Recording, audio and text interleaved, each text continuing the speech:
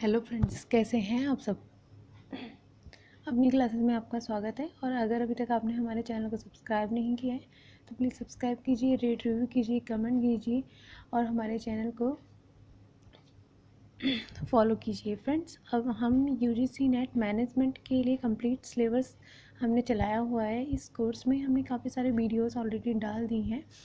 अब हम इस वीडियो में हम पढ़ेंगे scheduling, loading, sequencing and monitoring, quality management के जो टूल्स हैं। तो इसमें शेड्यूलिंग क्या होती है। शेड्यूलिंग फ्रेंड्स ये होता है कि हमें अपने जो हमारा प्रोडक्शंस है,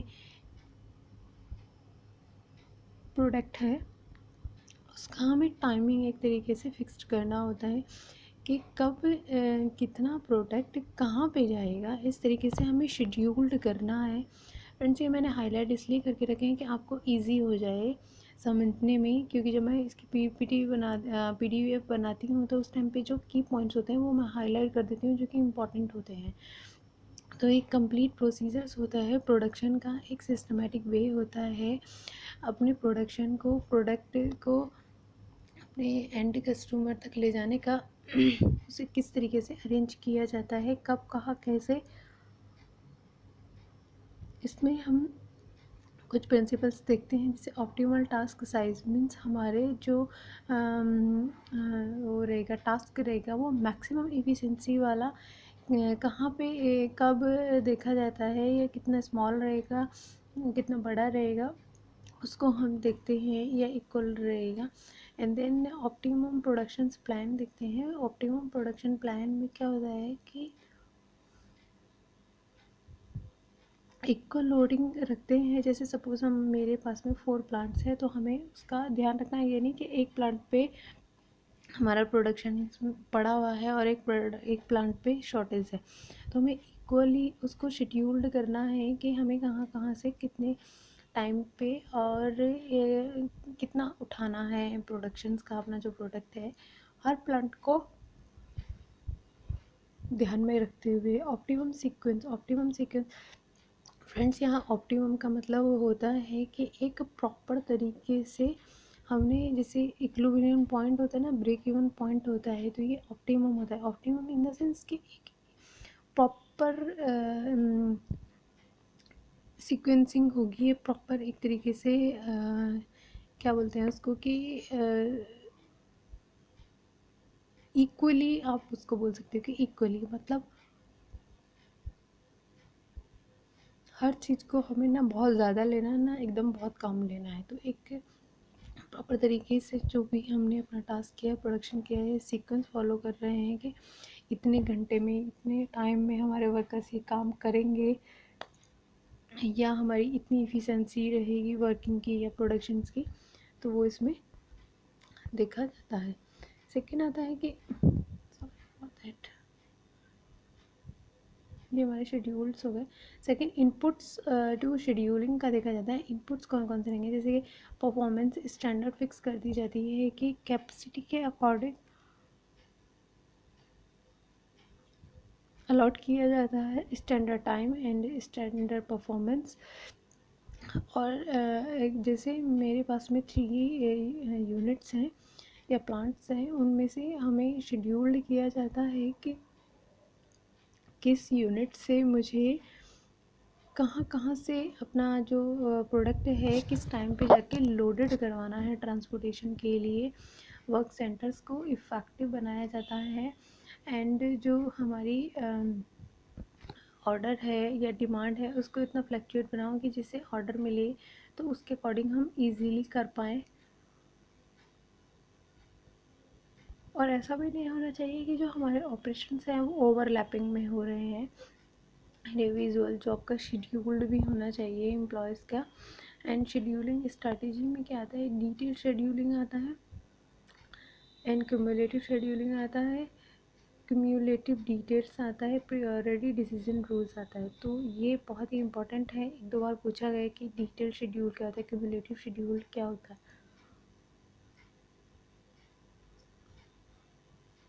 डिटेल शेड्यूल में स्पेसिफिक जॉब को देखा जाता है कि कस्टमर को वो कितने टाइम में एक्चुअल मैन्युफैक्चरिंग से लेके एक्चुअल मैन्युफैक्चरिंग की सिचुएशन से लेके जो उसे अराइवल टाइम मतलब पहुंचने का जो टाइम होता है उसको हम देखते हैं वो कितना चेंज हो सकता है, क्या इक्विपमेंट्स उसमें ब्रेक डाउन हुए हैं, ये सब उसमें चेक किए जाते हैं। क्यूमुलेटिव में क्या होता है कि टोटल वर्क को हम फाइंड आउट करते हैं, उसमें एक स्पेसिफिक जॉब को करते हैं। डिटेल शेड्यूल में हम एक स्पेसिफिक जॉब को करते हैं, बट क्यूमुलेटिव में हम टोटल वर्क को लोड करके उसको हम चेक करते हैं कि कितना लॉन्ग टाइम लगा उसमें, उसकी जो लोडिंग प्लानिंग का प्रोसेस था। एंड क्यूमुलेटिव डिटेल्स में कहते हैं क्यूमुलेटिव्स, इसमें हम दोनों का कम्बिनेशन देखते हैं कि प्रैक्टिकली एंड फिजिबल्स मतलब जो फ्लक्चुएट वेरिएबल्स या इजीली कन्वर्ट होने वाली जो अप्रोच है, दोनों को देखा जाता है इसमें, फिक्स्ड को भी और जो इजीली कन्वर्ट हो जाए या इजीली चेंज हो जाए, इन दोनों अप्रोच को कम्बिनेशंस में यहाँ पे देखा जाता है। प्रायोरिटी डिसीजन रूल में क्या होता है कि इस प्रायोरिटी डिसीजन रूल्स कहता है कि जो शेड्यूलिंग होती है उसको हम इंडिपेंडेंटली या कंजक्शंस के थ्रू वन बाय वन देखा जाता है। वर्किंग प्रोग्रेस को एक तरीके से इन्वेंट्री के थ्रू हम इसमें अपना डिसीजन लेने में देखते हैं। अब टाइप्स होता है, एक होता है फॉरवर्ड शेड्यूलिंग होता है, एक बैकवर्ड शेड्यूलिंग होता है। तो इनको ना फ्रेंड्स मैं आपको यहाँ पे थोड़ा इजी तरीके से समझाती हूँ, जो कि वही लिखा है। आप यहाँ पे इजीली अगर आप पढ़ना चाहते हैं तो पढ़ भी सकते हैं, मैंने की पॉइंट्स को इसमें हाईलाइट कर दिया। तो ये यहाँ पे क्या होता है कि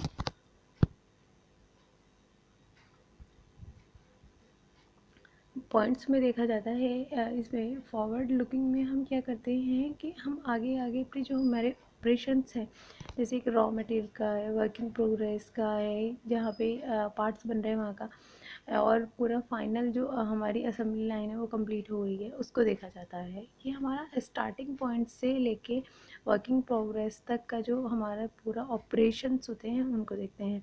बैकवर्ड में क्या होता है कि बैकवर्ड में हमारे जो पीछे के रॉ मटेरियल्स होते हैं उन्हें क्रॉस चेक करते हैं। जैसे सपोज हम एंडिंग पॉइंट पे खड़े हैं अपनी असेंबली लाइन के, तो हम पीछे के ऑपरेशन चेक करते हैं कि सारे ऑपरेशन किस तरीके से वर्कआउट कर पा रहे हैं, और हम पीछे की साइड इसमें जाते हैं, एक्सीड कैपेसिटी को हम इसमें देखते हैं।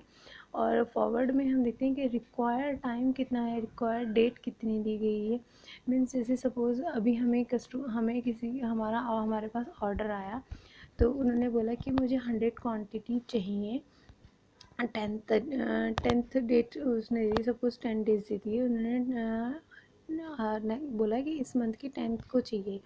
तो 10 डेज़ हमारे पास है, तो हम अपने सारे ऑपरेशंस चेक करेंगे और देखेंगे कि हमारे कितना मटेरियल पड़ा हुआ है। इस डिमांड के अकॉर्डिंग हम आगे के लिए फ्यूचर एक प्लानिंग करते हैं। बट बैकवर्ड में क्या होता है, सब उस कस्टमर ने बोला कि मुझे 10 को चाहिए इस डेट की, तो हम पीछे जाके देखेंगे कि कितना माल पड़ा हुआ है, कितना बन चुका है, तो उसके अकॉर्डिंग हम अपना एक शेड्यूल तैयार करेंगे। तो हम इसमें पीछे एक देखते हैं कि कितना पड़ा हुआ है, एक्सीड कितना है क्या, इस टाइप से चेक करते हैं। ऑपरेशन शेड्यूल है, इसमें कुछ खास नहीं है। अगर फ्रेंड्स आपको पढ़ना है तो एक बार आप रीड आउट कर सकते हैं। ऑपरेशन शेड्यूल में क्या है कि हम अपना जो ऑपरेशंस होता है मैन्युफैक्चरिंग से लेके सर्विस शेड्यूल रिलेटेड तक, उस चीज़ को हम इसमें एक बार ऑब्जर्व करते हैं। लोडिंग इम्पॉर्टेंट है। लोडिंग क्या होता है कि एक जॉब असाइन करने जो हमारे वर्क सेंटर से अलग मशीनों तक जाता है, वर्क सेंटर्स तक, उसमें देखते हैं। मतलब इसका जो प्रोसेस होता है केवल मशीन से एक तरीके से टैगल होता है।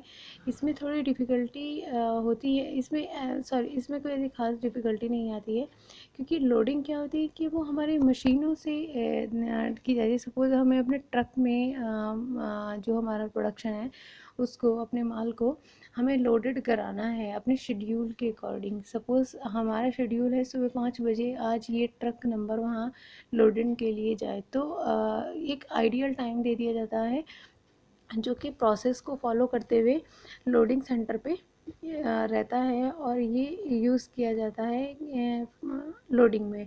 हमारा जो पूरा प्रोसेस होता है कि जैसे एक स्टैंडर्ड टाइम पे, आइडियल टाइम पे हमारा प्रोडक्शंस जो है वो लोड होगा, और ये प्रोसेस जो है इनफाइनाइट फाइनाइट लोडिंग को फॉलो करता रहता है कि किस तरीके से ये हमारा वर्क सेंटर से लेके और जहाँ पे डेस्टिनेशंस है उस तक हमें देखना था। स्टॉप टाइम मतलब वही होता है जहाँ से जो हमारा डेस्टिनेशंस है, जो लिखा है फ्रेंड्स वही मैंने आपको समझा दिया है, क्योंकि इसमें लोडिंग में ऐसा हार्ड एंड फास्ट कुछ नहीं है।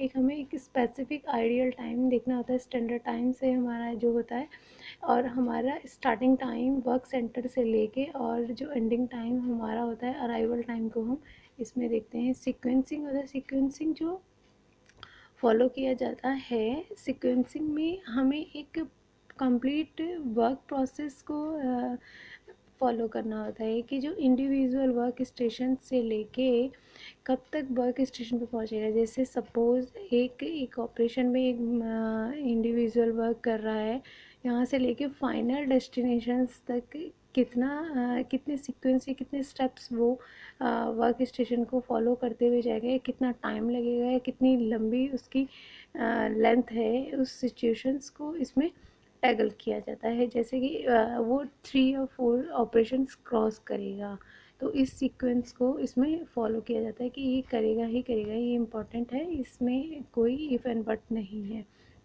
तो इसमें रेंडमली देखा जाता है, रेंडमली सीक्वेंस जो विद इक्वली होता है, पूछ लिया जाता है कि रेंडमली सीक्वेंस क्या होता है। फ्रेंड्स ये हमारा जो रेंडमली इक्वल्स होता है वो रेंडमली होता है, वो इक्वली प्रोबेबिलिटी को देखा जाता है। आपने इन्वेंट्री में सुना होगा first in first out means जैसे सर्विस आई उसको तुरंत हमने आगे फॉरवर्ड कर दिया तो वो हमारा फर्स्ट इन फर्स्ट आउट हो जाता है। और इसमें देखा जाए शॉर्टिंग प्रोसेसिंग टाइम मीन्स जो हमारा प्रोडक्शन का टाइम है, मैन्युफैक्चरिंग का टाइम है, वो शॉर्ट से शॉर्ट हो मीन्स जल्दी से जल्दी हमारा मटेरियल रेडी हो जाए, और जिस डेट पे हमें कस्टमर को पहुंचाना है ट्राई किया जाए उस डेट से पहले ही चली जाए। और जो हमारा रेशियो है, प्रायोरिटी रेशियो इंडेक्स, उसको हमें डेट एंड अपने जो प्रोसेस है उसमें फॉलो करते रहना चाहिए। लीवेस्ट वर्किंग रिमेनिंग मीन्स जैसे हमने अपना जो हमारा शेड्यूल्ड है उस प्रोसेस को फॉलो करते हुए हमें अपने कंप्लीट प्रोडक्शन से पहले ही हमें जो हमारा वर्किंग है उसको कंप्लीट कर देना चाहिए। जैसे सपोज़ एक रोड कंस्ट्रक्शन चल रहा है, हमें टाइम दिया गया है 1 ईयर का, तो हमें अपने जो मटेरियल्स है उसको रेडी करके फटाफट से उसको ट्राई करना चाहिए कि जितनी जल्दी हो सके उस ड्यूरेशंस को कंप्लीट करके हमें आगे बढ़ जाना चाहिए। बेस्ट ऑपरेशंस यही होता है कि इसमें हमारा जो ऑपरेशन है उसको हमें सक्सेसफुली कितने जल्दी से जल्दी ख़त्म करना है। ये नहीं कि हमें बस ख़त्म ही करना है, बट वो एक सक्सेस भी हो। साल का टाइम मैंने आपको उसमें डमी का बताया था जब मैं ट्रांसपोर्टेशन पढ़ा रही थी कि हम इसे ऐसे डिनोट करते हैं, और ये हमारी जो ट्रांसपोर्टेशन प्रॉब्लम्स हैं, जॉब्स हैं, उसमें हम इसको एक तरीके से हैंडल करते हैं। लाइक जैसे हमारे जो प्रोसेस है उसको टाइमिंग के लिए कंप्लीट करने के लिए किया जाता है, और पर ऑपरेशंस हम इसको करते हैं जैसे ऑपरेशन 1 में अलग किया जाएगा, ऑपरेशन 2 में, उसमें मैंने लिखा था ना S1 S2 S3 ट्रांसपोर्टेशंस में मैंने सारी आपको डिटेल में पढ़ाया हुआ है। तो फ्रेंड्स आप इसको वहाँ से देख सकते हैं। गैंट चार्ट बहुत ही इंपॉर्टेंट है, मैंने आपको लास्ट वीडियोस में इसका थोड़ा पढ़ाया था इन्वेंट्री में, जब मैं वो पढ़ रहे थे प्लानिंग एंड कंट्रोल क्वालिटी में, तो गैंट चार्ट को पूछा जाता है। तो फ्रेंड्स ये हमारा प्लानिंग में यूज़ होता है जब हम प्लान कर रहे होते हैं। इसको 90s की सीरीज़ में दिया गया था, और ये हमारा जो होता है टाइम फ्रेमवर्क के लिए होता है, मीन्स प्लानिंग के लिए होता है किस तरीके से हम अपने जो हमारा ऑपरेशन है, प्रोडक्शन है, ऑपरेशन रिसर्च है, उसको किस तरीके से प्लान करें अपने सारे टास्क को, जिसमें मैंने शेड्यूलिंग, डिस्पैच, रूटीन्स, ये सब इसके अंडर ही आते हैं। ये सारा मैंने आपको उसमें डिटेल में पढ़ा दिया था, क्वालिटी मैनेजमेंट जो है वो एक तरीके से प्रॉब्लम जो आती है उसकी मेजर रीज़न को फाइंड आउट करने में ये हेल्प करता है कि क्या रीज़न है। जैसे कॉस्ट की क्वालिटी को देखेगा, कंफर्मेशन देगा, प्रिवेंशन देखेगा, अप्रेजल देखेगा, नॉन परफॉर्मेंस देखेगा, इंटरनल फेलियर देखेगा, एक्सटर्नल मीन्स कॉस्ट किस रीज़न से बढ़ घट रही है, क्या रीज़न्स है, कैसे वो परफॉर्म कर रही है, क्या नहीं परफॉर्म कर पा रही है, क्यों क्यों एम बहुत ही इंपॉर्टेंट है। ये आपने पढ़ा हुआ होगा 1950s में जापान के एक थे, इसमें इन्होंने राइट फर्स्ट टाइम के लिए बोला था। मीन्स टाइम टू टाइम हमें अपनी क्वालिटी को इम्प्रूव करने के लिए अपने प्रोडक्शन के रिगार्डिंग प्लानिंग करती रहनी चाहिए और अपने कस्टमर को सेटिस्फाई करते रहना चाहिए अपने प्रोडक्शन के थ्रू काइंडनेस, जो कि बहुत ही इम्पॉर्टेंट है। ये कॉन्टीन्यूअस इम्प्रूवमेंट है हमारे जो प्रोडक्शन है उसमें हम देखते हैं कि हमारा जो स्टैंडर्ड है, हमारा जो प्रोसेस है, उसे कॉन्टीन्यूसली एक अल्टीमेट मतलब एक best optimum solutions find out करते रहना चाहिए। अपने प्रोडक्शंस को इंक्रीज़ करने के लिए, एफिशिएंसी बढ़ाने के लिए हमें कॉन्टीन्यूअस इम्प्रूवमेंट करते रहना चाहिए। सिक्स सिग्मा हम सब ने पढ़ा है, TQM में पूछा जाता है, एक दो बार पूछा भी गया है कि सिक्स सिग्मा हम बेसिकली कहाँ यूज़ करते हैं। TQM में हम इसको यूज़ करते हैं फ्रेंड्स, क्योंकि ये एक स्टैटिकल कंट्रोल मॉनिटरिंग प्रोसेस है कि हम अपने प्रोसेस को किस तरीके से कंट्रोल करें, किस तरीके से उसे मॉनिटर करें, डायरेक्ट करें और अपनी प्रॉब्लम को फाइंड आउट करके उसे हम मतलब सिक्स सिग्मा के हेल्प से रिसर्च करते हैं अपने TQM पे कि हमारी जो टोटल क्वालिटी है वो बेस्ट है या नहीं। इसमें कुछ फ्रैक्शंस दी जाती है, उसके अकॉर्डिंग हम प्रोडक्ट को फाइंड आउट करते हैं। EFQM का एक बार पूछा गया था तो इसलिए मैंने इसकी फुल फॉर्म डाल दी है, European foundation for quality management इसकी फुल फॉर्म है।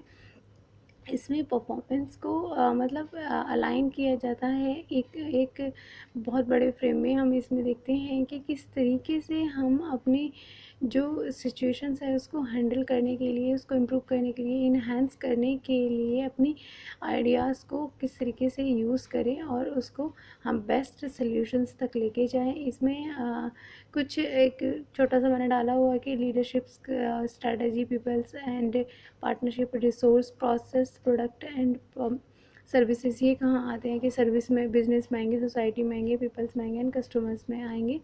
ये छोटा सा एक डला हुआ है।